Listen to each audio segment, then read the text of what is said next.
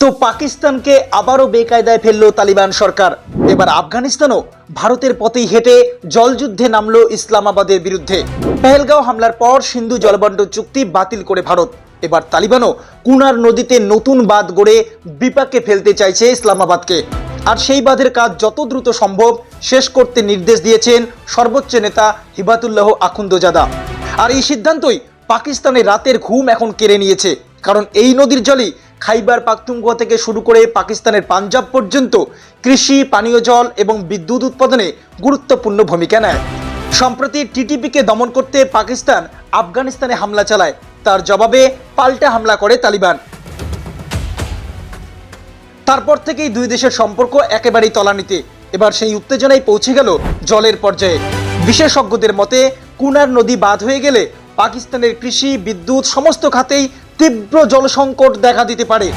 আর এতে পাক আফগান সম্পর্ক যে আরও খারাপ হবে তা বলাই বাহুল্য।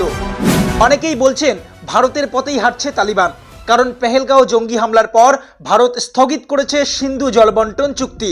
ভারত সাফ জানিয়ে দিয়েছে রক্ত এবং জল একসঙ্গে কখনো বইতে পারে না। তাই ভারত যখন পাকিস্তানকে সিন্ধু জল নিয়ে চাপে রেখেছে, ঠিক তেমনি আফগানিস্তানও যেন একই কৌশল নিয়েই মাঠে নেমে পড়েছে। আর এতেই পাকিস্তানের জন্য পরিস্থিতি হয়ে উঠেছে আরও জটিল। তাহলে কি আফগানিস্তানও পাকিস্তানের বিরুদ্ধে কৌশলগত চাপে নেমে পড়েছে? এবং এই জল কূটনীতি কি পাকিস্তানের জন্য নতুন বিপর্যয়ের কোনো ইঙ্গিত? আপনারা কি মনে করেন, এবার কি পাকিস্তানের জন্য সামনে আসছে ভয়ঙ্কর জল সংকট?